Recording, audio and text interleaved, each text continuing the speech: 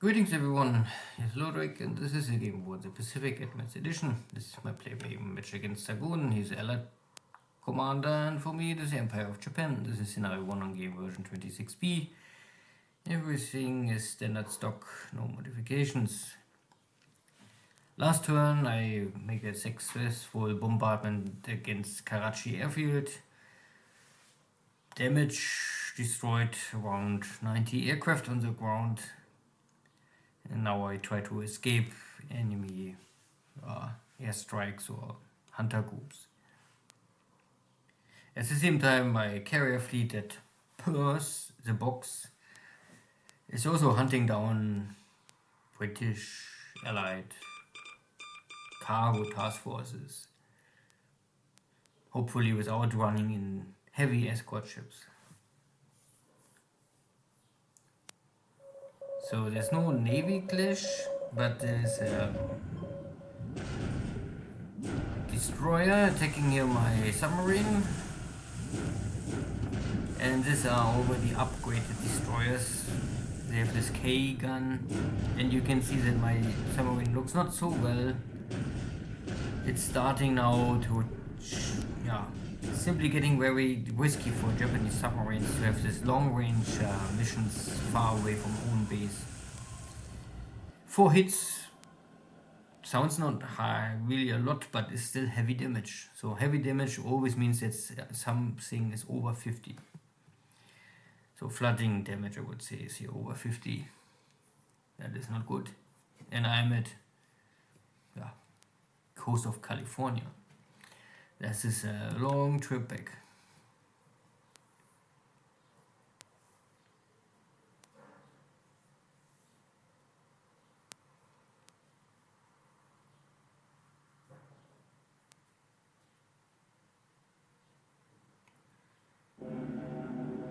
There was some of my torpedo bombers returning to carrier. They cannot find the target.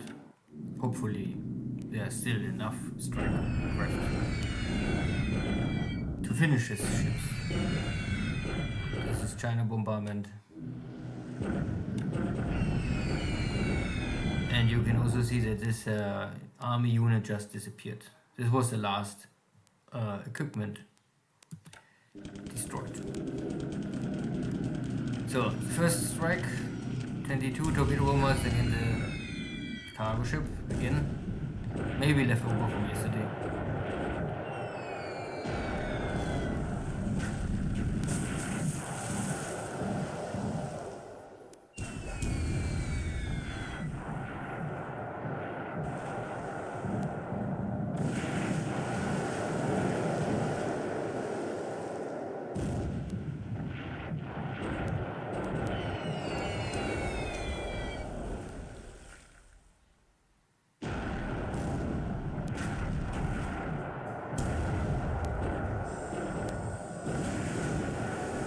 So only cargo ships, there's nothing else.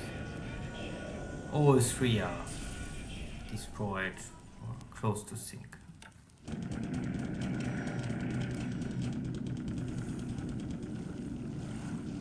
So there is sinking sound, and I guess if there's no task force more, then this was the last one going down. But there's at least a second task force, so let's see, this is maybe the destroyers, these are the destroyers from yesterday, so I can also finish them. Only one destroyer. Okay.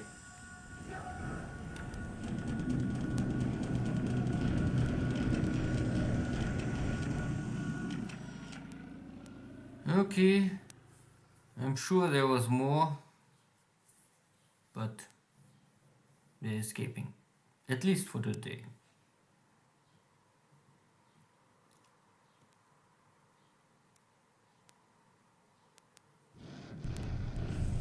Good. Battle of for Chengdu, first battle, but there's really not much firepower here, so I can take the city immediately and force the Chinese to retreat, in this case east, what is fine for me. My tanks at Army attacking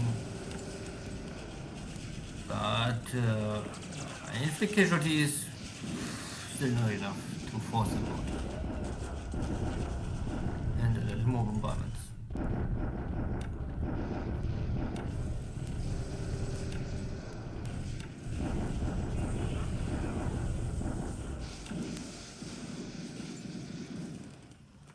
So overall, again, a successful day for me, especially because I was able to take Chengdu without any really complication, and my carriers finish off some leftover cargo ships and destroyers. And my battleship formation at Bombay was not attacked, and that was positive because I want to return now and fix my damage and restock my shells and fuel. The mission was already successful to bombard the airfield last turn. Only really handy, well, not so successful and blow for the morale is maybe the losing of this one next submarine at the east coast or west coast of America. First, there's no additional cargo. I mean, there was some cargo ships, but whatever they had loaded, there had no troops and no aircraft on board. So maybe this was a supply cargo task force. I lost Zero and Xargun lost a transport airplane. My pilot is fine, so it's okay. There was a third cargo ship, but I was similar size. This is again a Clemson class destroyer long range. And yeah, these are escort destroyers. Second class, third class escort destroyers. Good. Number one information or question is Chengdu, how it looks. Yes, in New Zealand I lost the whole base, 100% destroyed. And he's the opposite, he's 100% fine. So everything is okay. And if you ever wondered, yeah, this is 100% because once you take a base, the heavy industry will always halve. It doesn't matter, if allies take it back, it's half, and if I take it back, it's half again. So this will always be 50% less. And but it doesn't matter really because it's heavy industry and it needs fuel. I have Chengdu. I took a lot of resources, fine, but I don't have any fuel, and there's also no supplies in this on this base. So what I could do would be, I don't know if I can maybe try this. I have to transport supplies via airdrop. I think I have to do this in the future. I must fly supplies to Chengdu. But I want to build up the base a little more, get the airfield done to level 3 or 4. And then I can airlift supplies. The same what Xargun is doing, I think, out of Lido. I think this is an airfield you will always use as a level 4 now. And then fly here. Or fly to Kunming. I don't know. Or maybe fly here. Anyway, somehow he's flying here somewhere to transport supplies. And I could do the same from Xi'an to Chengdu. Now, range of 8, this is okay. Most of the airplanes can do this. Transport airplanes. Nothing really else happened here. Everything else is fine.